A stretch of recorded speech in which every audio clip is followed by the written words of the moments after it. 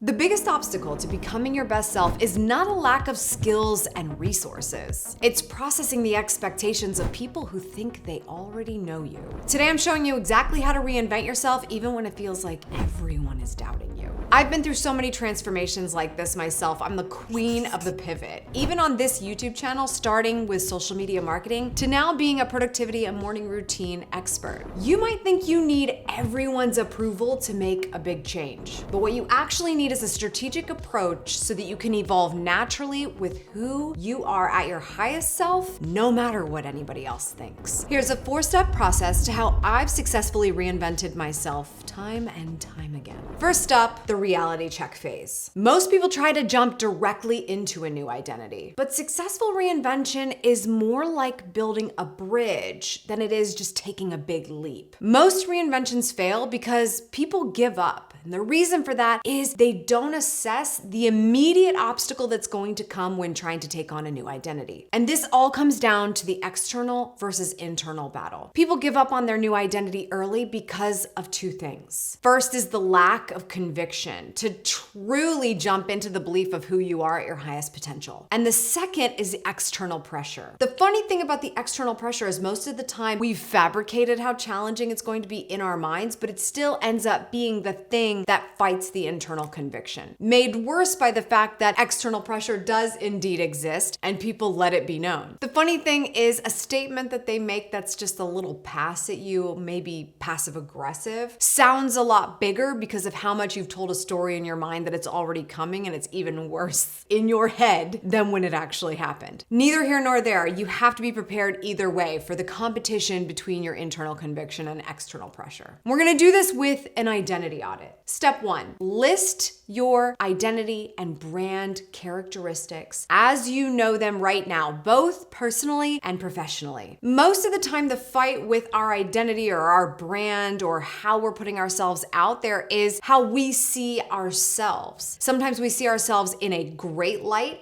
in a couple of aspects. And sometimes we see ourselves as struggling in other aspects that other people aren't even picking up on yet. So for us to start, we really have to take inventory about what you think about your own identity. What is it that people know you for? What is it that you talk about a lot? What is it that you spend the most time on? And how do you think that that's being received by others? Just give yourself a list of you. Step 2, you're going to label each item on this list, the good, the bad, and the ugly, what we're gonna do with it. You're going to decide, are you going to keep something as a part of your identity? Are you going to evolve something within who you are? Or are you going to release it and be at peace with the fact that it's not true anymore? Keep, evolve, or release. That's your choice. I recommend just using a color of marker for each option so you can see which ones you're green lighting, which ones you're yellow lighting, and which ones are in the red. We can just get rid of the red. But the ones that are in the yellow, evolving something. What is it about it that you think is ringing true for you, but you want it to be better, or you want it to be more of who you are? You can start to think on it. You don't need to have all the answers just yet. So let's move on to number 3 to help you out. When you look at the list, when you look at the things that you still want to be true, the things you want to be better, the things that you think are special about you already, what are the common themes that you're seeing? It's really important to find those common denominators, especially for people who are multi-hyphenates, and one minute we like to brag about being a multi-hyphenate and the next minute we're struggling internally with that multi-hyphenate. It turns out that there might be lots of different things about you, characteristics, feelings, and the way you put yourself out there, but there's probably a continuing thread that makes it all make sense about your purpose, about what you're passionate about what you love, about what makes you want to do more of the things that are working for you. I'll give you my own example. I've been on YouTube for a very long time, 2 decades going on, and it's a lot that is playing out for the world to see. One of the reasons why it's been a keep item is because it's really always been something to evolve. Because in a lot of ways, what I put out here is a message that helps to offer me credibility and bring me into more circles that I want to be in. The circles I wanted to be in 2007, and then in 2017, and now today are all different, but the platform still helps me to make those moves. So I am not talking about the same things. I am not presenting in the same ways. I am not doing the same. I don't look the same. Girl, I know you're gonna talk about how my hair looked different over the last 20 years. I feel you. That is also my struggle. I know.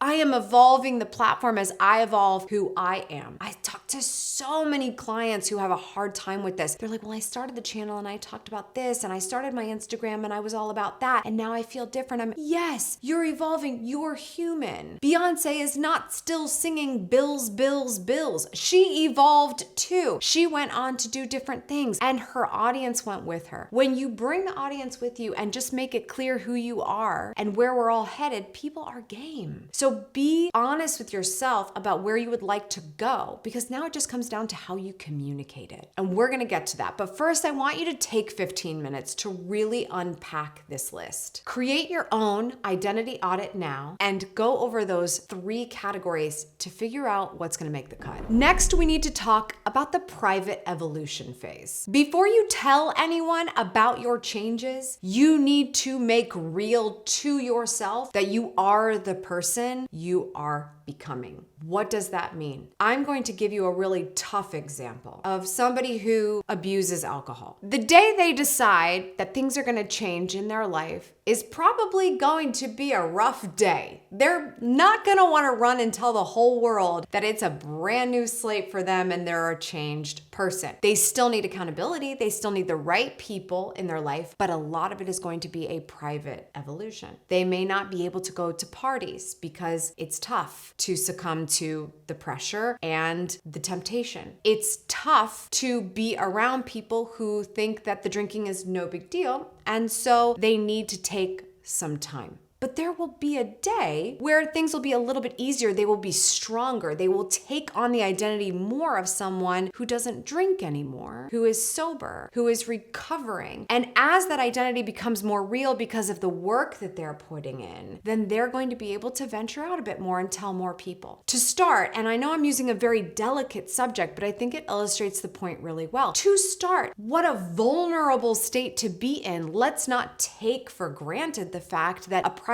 evolution is going to be more likely to set you up for success longer. So no matter what the example is for you, what identity you're taking on that feels really uncomfortable for you, very tough to talk about, very difficult to be in certain circles that you're used to, we need to have that private evolution phase. Because even the day that somebody like that going through recovery is feeling more confident, they're never fully over it. We're never perfectly in our vision. We have to work on it from a mindset standpoint every single day, no matter how many successes or wins you've had. You will always have to overcome the previous scarcity mindset that you had that kept you from being fully in that identity. So it's going to be work every single day, no matter how many reps you put in. We have to have that private evolution first. This is why I believe it's very important to build competence before confidence. This should make you feel better because a lot of people going through this phase of transition are going to have a tough time feeling pretty confident, right? We have to do things to get more confident. So let's start by getting competent. Let's brush up on our skills. Let's learn. Let's try new things. It will in turn result in confidence because you are building your competence. This is why announcing your identity change too soon will set you up for failure. Do you ever notice people go to their Facebook or their Instagram and say, hey, day 1 of my life changing, and it's very exciting. And they probably need the external accountability. But do they need that kind of external accountability? It depends. Everyone is different. I believe in most cases when you are so vulnerable and things are changing a lot for you and you need to get some reps in first, probably not a good idea to literally tell the entire world and all of their opinions to come your way. Start with a very, very small circle. But that's why you really have to work on the competence level before you worry about what the press release is going to be. If I could just limit the number of press releases I see. Do you know how many people make it from day 1 to day 60? Not many. I want to see day 60, okay? I want to see day 365. That's a big deal. That shows me that you put the work in first. And I don't think you have to hit a certain point, but I know that you needed to do more in order to feel good about yourself. So let's start small. Let's not make any grand announcements. And for this private evolution, we need to have a reinvention sandbox. In order to venture into this journey, you need to define who gets to hang out with you in the sandbox. Who is in your safe space? Who are those people that no matter how you're doing, whether you're on proclamation day and saying, I'm changing my life, or it's a rough day and you're challenged and you need to be able to get it off your chest so that you can fight through it. Who are the people? What are the systems? What are the habits that need to be in that sandbox for you to know you will have the support you need no matter what's going on? And it will change minute by minute. I wake up sometimes feeling very unconfident in who I am in my identity. And then I go to the gym and I feel really confident. And then I leave the gym and I'm on fire and I love it. And then some things happen a couple hours later, I lose my confidence again. You need to know what your appropriate sandbox is for this time and every time, but definitely this time, so that you can continue to build your skills, which is that competence that you need, so that confidence comes a little bit more easy to you in this area as you go along. Here's a couple things you can do for this. Set up regular time blocks on your calendar to really work on specific skill sets that are going to help you in this area. If you don't make the time, it doesn't happen. Just like anything else. How are you building your skills? You might know how to do it, but when are you doing it? Another thing is you can find low stakes opportunities to practice. We get a lot of confidence from practice. Sometimes we practice on a big stage. In this case, we're practicing in our sandbox. So who are we practicing with? Who's testing us to see what we say in response to something when they know we're trying to take on a new identity? And as you're venturing through these early stages, you want to set milestone goals because that's what we love around here. We love a goal. But you need to know you've made progress. Create these evidence checkpoints for yourself to prove that you are taking on the identity of someone who has reached the highest potential. What evidence would need to be there for you to be able to verify to yourself, yes, I am doing the work? How does that evidence present itself? Make it really easy. This is what it means to set a clear goal. How would a little bit of proof show up to let you know you're on the right path? And if you want to do it on a day-to-day basis, you could check in 30 days, 60 days, 90 days, whatever is appropriate to the type of transition that you're making. Another thing you can do is document your journey privately. So whether that's journaling, sometimes because, I make videos, I like to talk. I like to talk on video. But if I'm talking privately, I need to make private videos to myself. And I love that because I get to see and hear myself later down the line when I want to go back and reflect on where I came from. So little video diaries to yourself could be really interesting, especially if you're a content creator and you're going to talk about the journey later on. They're very cool. Next, it's time for the strategic reveal process. You've done a lot of the work in the private evolution, and now we need to start letting some people in to really test out your armor. When you strategically reveal your evolution in the right order to the right people, you face 80% less resistance. This is the concentric circles approach. The order of the people you tell matters in a very big way. You can tell in your gut when you're talking to someone whether or not you're excited to tell them. And there might be very, very, very few people you're excited to tell, and a lot of people that your stomach hurts over telling. Some of this is going to be that gut check, and some of it is just going to be you being honest with yourself about where somebody lies in your life and why they need to know what they know. So let's start with circle number 1. These are the people who've probably been very close to you during the early private evolution phase, but certainly need to know now that you are beginning to share it with the world. And that is your unconditional supporters. You can think of a few people, even if they're hard to talk to or easy to talk to, that no matter what decisions you make for yourself, they are going to support you. Now, if you're doing anything detrimental, like if you're hurting yourself, then clearly they're not going to be very supportive. But if we're talking about something productive here, like a rebrand, they're going to be like, cool. Those are your unconditional supporters. They may not get it, but they are cheering for you. We let those people in first for a lot of reasons. First of all, we have to get comfortable with having this conversation at all. So let's have it with people who have been in the trenches with us. But also that practice is massive. Being able to have this conversation about your new identity and using the new lexicon of words and the way you think and the belief systems you hold, having these people to test that out on is big. There have actually been times where I've come to this channel before any real life people because of the nature of what I was revealing being something that was definitely going to be unconditional support with my tribe here than it would be the rest of the world because they just don't get it. You're gonna go through seasons where your unconditional supporters might look different. And that's why I like having a personal board of directors, the people that understand certain areas of my life and why I know to go to them first for those different things. From a mental health standpoint, who's on your personal board of directors? From a branding and business standpoint, who's on your personal board of directors? Who's on your professional board of directors? Having the unconditional supporters that apply to the transition, to the growth, to the rebrand that we're currently having is very important. The second circle is your allies and mentors. These are people who are watching closely, but maybe not as closely as those who are with you on the day-to-day. They are next because they're going to cheer for you as well. They might start asking more challenging questions because they're smart, because they understand the territory a little bit better than the average person. So you're going to be more prepared to answer some of those challenging questions, which is good because that's a self-reflection moment for you to get better. Circle number 3 is your broader network and audience, and that's pretty generally speaking could be your social media, your YouTube channel, your newsletter, your network, your text message acquaintances, these guys that might need to know what's going on because it's going to be to your betterment that more people know what's going on. An example of this for me was when I had left my full-time job, started my business, and I was like, wow, okay, now that I kind of got the ropes here, I need to let a lot of people know that I'm open for business so that they can send me clients. I needed to be at a certain phase to start telling a broader audience. And then there's circle number 4, which is the general public. This is going to look different for everyone, but I consider this those elevator moments where if somebody's like, oh, what about you? And you're just kind of talking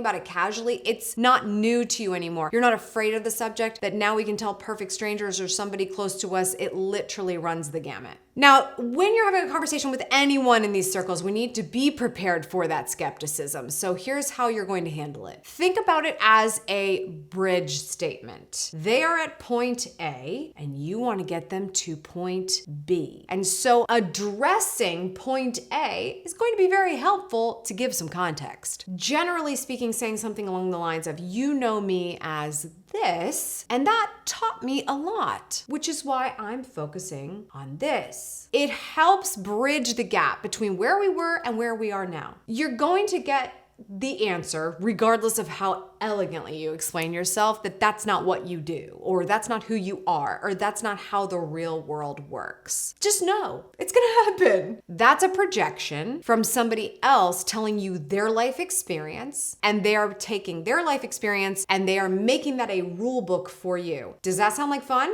No? Then don't accept it. Now, you can say, thank you for that. I'll take that into consideration. And then we can put it into the circular file because it just doesn't apply to us. We have gone through the trenches. We went through the evolution. We're sure about what we want. We've been brushing up on our skills. We've got the right people in our corner. So having someone, even if it's someone you were hoping was in your corner, say to you, that's not how the real world works. Or you can't do that. That's not how it is. You're this type of YouTuber, or you're this type of worker, or you're this type of mom. That is what they have known. And to be fair, you let them know that. On some level, that's what they got to know. So now we just need to let time change that. They're not going to change with you the moment you make the decision and make the proclamation. They're going to change with you when they see the reps change, when they see how you carry yourself differently, when they see how you execute differently, when they see how you appear differently, when they see how you respond to them in a moment like that differently than you would have before. This is a pro tip for anyone who has an outward personality. If you're presenting content, if you're rebranding, you're pivoting in a hard way about who you are online or on your resume, then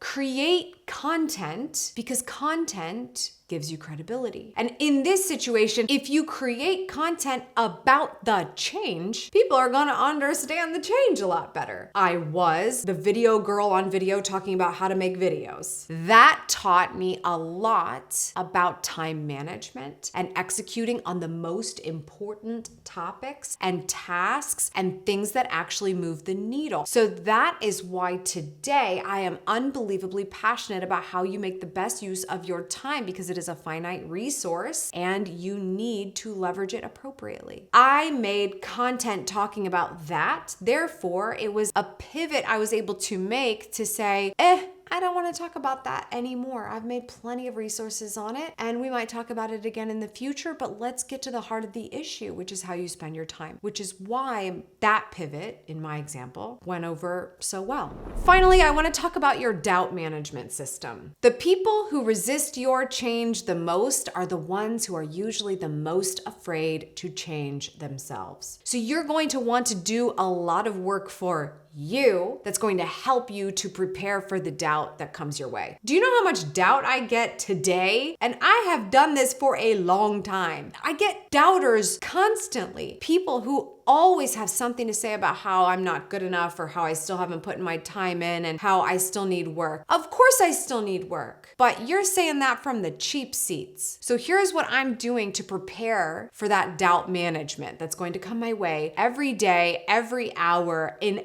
every way you could possibly imagine. The first thing is calendar blocking to align with my identity. Your calendar doesn't lie. It reveals who you are and who you're becoming. It doesn't reveal who you say you are. It reveals what you are doing with your time to show the world who you actually are. When you see your calendar, are you seeing the work being made time for? I go to the gym every day at 5 o'clock in the morning. Today I left at 4:30. I like to get there before 5. It's weird. It's a place I've never been in my life, but it has now become the standard. It is on my calendar. Is anyone calling me, knocking on my door, emailing me, trying to get a hold of me at 4:30, 5 o'clock in the morning that I would need to put that on my calendar? Absolutely not. I don't even like to put anything on my calendar before 9:30 in the morning because I got all kinds of other things going on in my morning routine. It's not even possible to get a hold of me before that time, but it's on my calendar anyway, because it is my identity that I see my calendar and where I need to be the next day. If I need to be at the gym at 5, I need to wake up at 4:30. I need to get out the door to make that happen. If I have to be up at that time, I need to be in bed by a certain time. This is how you create standards. It's how you take on a real identity. So look at your calendar and ask yourself, who does this emulate versus who do I think I am? The next thing you want to do is differentiate between helpful feedback and resistance. There's going to be just general resistance. There might be an interesting thread of good feedback in there though. I like to have a place in my phone for this so that if something's bothering me or if I hear something and I'm like, I'm taking this personal right now, what do I do with it? Put it in a note to look at later. Because if you miss the things that are actually constructive, that have been muddied up with people's judgment and projections, you're missing an opportunity for growth. So I know that the mudslinging is not going to be fun, but if you can find